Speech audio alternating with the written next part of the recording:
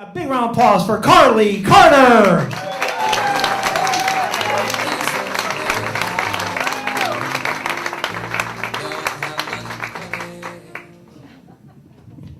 My applause to you for being out tonight. How many people got a chance to take in some of the festivities in town today?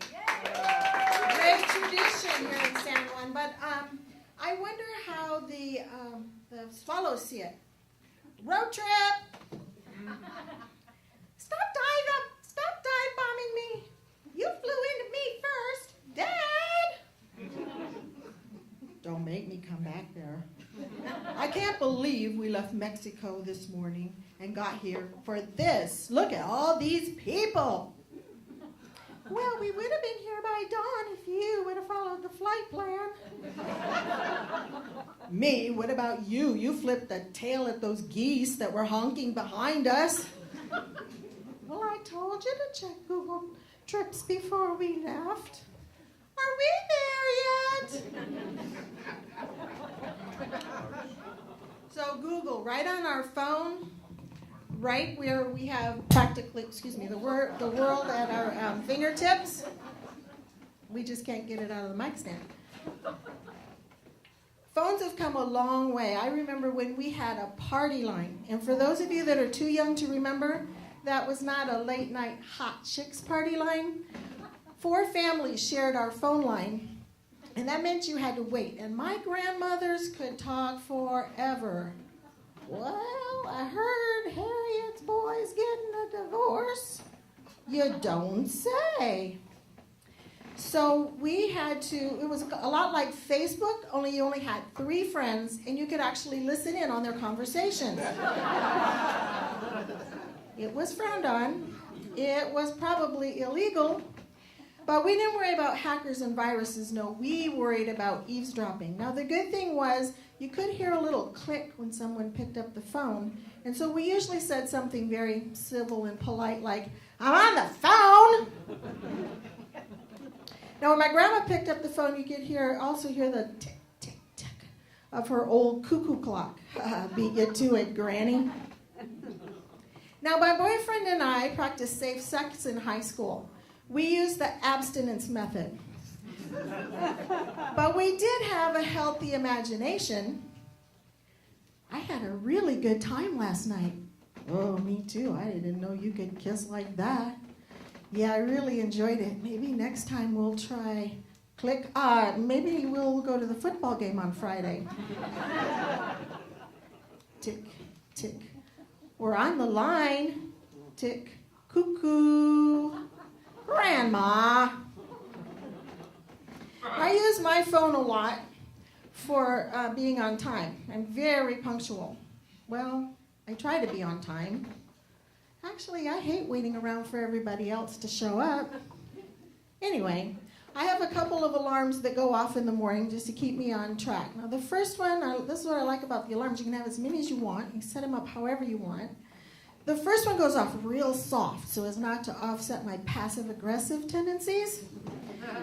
It has a tone that seems to say, psst, are you awake?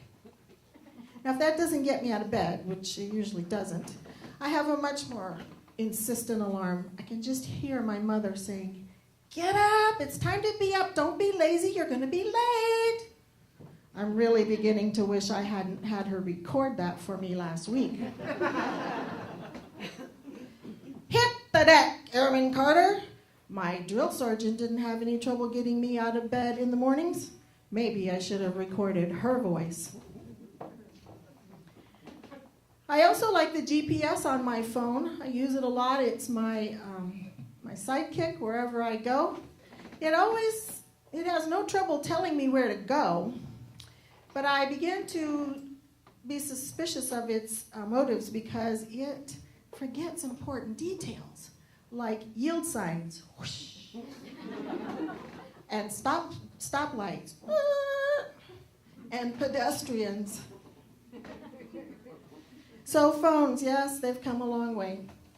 Now, when I first got started in this stand-up comedy, my husband's been a great support, but he was a little skeptical. One day we were talking, I said, I wonder what our friends are going to say about this. And he said, Oh, I haven't told anybody about that. So I haven't quit my day job. By day, I am an elementary teacher turned counselor with a little side affair with comedy. A lot of my friends in education have retired. At least I bought them a gift. I went to retirement parties, and then I saw them at work on Monday. You see, they just can't give up the kids. They keep coming back to volunteer, substitute, run reading groups. God bless them. But their spouses are forming a support group for retired educators who can't quit coming to work. And I understand how they feel because, working with kids is a lot like working with nitroglycerin. We ought to get hazardous duty pay. The other day I was out on the playground and I had just broken up a fight between these two fifth graders. I was standing as a human barrier between them. And the following scenario unfolded in front of me. First of all, the two boys weren't done. The first one, no doubt bound to be a lawyer, said, "He hit me." Excuse me. "I hit him, and then he hit me first." The second one, possible Speaker of the House, flipped him the bird. As this is going on, I saw out of the corner of my eye a student had kicked a soccer ball clear up into a tree. Luckily, the soccer ball didn't stick, but the shoe that flew off of his foot stuck for about a second until it came down on the head of another student.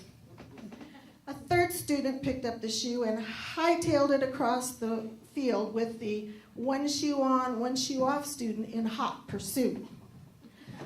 I guess my arm looks like something like a punching bag because right at that moment, a first grader came up and started banging on my arm. And she said, "Teacher, that boy said the S word." I was curious. "What's the S word?" "Shut up."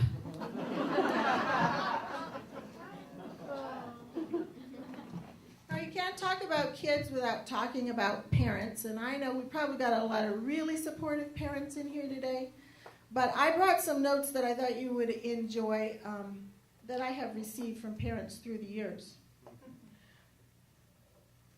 Please excuse Jerry from school yesterday. He was at his grandmother's house, and she couldn't find the school, and Jerry didn't know where the school was. Really, Jerry's in 6th grade. He should be in 7th grade. He'll be driving soon.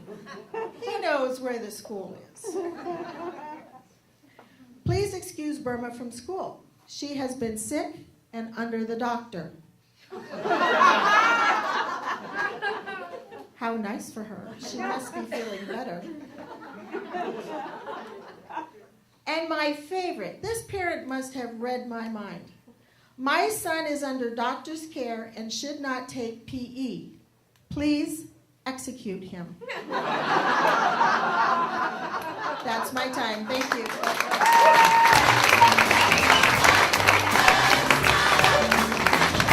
Carli Carter! Give it up for Carli Carter.